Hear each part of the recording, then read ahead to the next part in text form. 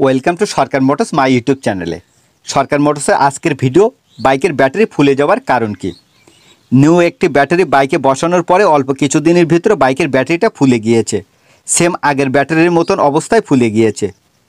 ব্যাটারির দিকে ফলো করুন, বিভিন্ন দিকে ব্যাটারিটা ফুলে গিয়েছে। এই ফুলে যাওয়ার কারণটা কি, কিভাবে প্রবলেমটা সলভ করা যায়, ভিডিওটি A to Z দেখতে থাকুন। ভিউয়ার্স, আপনার বাইকে যদি এই প্রবলেম দেখা দেয় তাহলে আপনি খুব সহজে সলভ করতে পারবেন। ভিডিওটা যদি ভালো লাগে অবশ্যই একটি লাইক করবেন। মার্কেট থেকে একটি কম বাজেটের নিউ ব্যাটারি নিলাম। নিউ ব্যাটারিটা যদি বাইকে ফিটিং করা হয় তাহলে সেম প্রবলেমটা আবার দেখা দিতে পারে। নিউ ব্যাটারি বসানোর আগে বাইকের ওয়ারিং সেটআপগুলো চেক করব।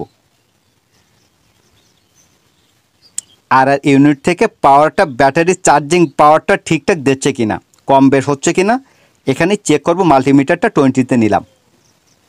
ফুলে যাওয়ার ব্যাটারি পজিটিভ নেগেটিভ লাইনটা মাল্টিমিটারে বসালাম। বাইকটা স্টার্ট অবস্থায় মাল্টিমিটার দিকে ফলো করুন। মাল্টিমিটারে 15 ভোল্ট আসছে, আর যখন অ্যাক্সেলেটার বাড়াচ্ছি 16.30-17-র কাছাকাছি একটা ভোল্ট চলে আসছে। যখন অ্যাক্সেলেটারটা ফুল বাড়ানো হচ্ছে তখন বাইকের আর ইউনিট থেকে ব্যাটারিটা চার্জিং করার জন্য 17 ভোল্টের কাছাকাছি পাওয়ার চলে আসছে।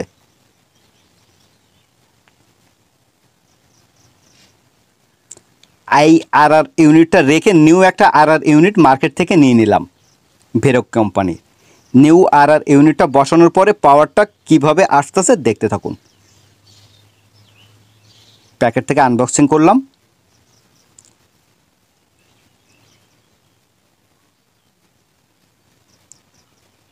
নিউ আর ইউনিটটা বাইকের 4 তারের সকেটের আর ইউনিট থেকে খুলে নিউ আর ইউনিটের সকেটে বসালাম।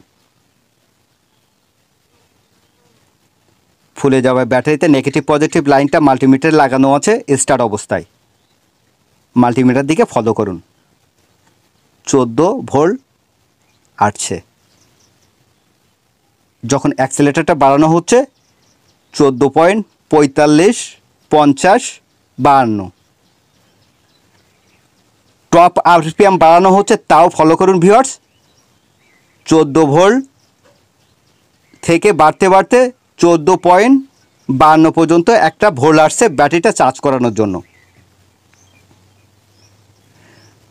তো ভিউয়ার্স, এখানে প্রবলেমটা ছিল ব্যাটারি আর ইউনিট থেকে পাওয়ারটা বেশি আসার কারণে ব্যাটারিটা ফুলে যাচ্ছিল। তো এই ছিল আজকের ভিডিও, বাইকের ব্যাটারি খুব সহজে ফুলে যাওয়ার কারণ কি। সরকার মোটরসের সাথে থাকুন। Thank you so much.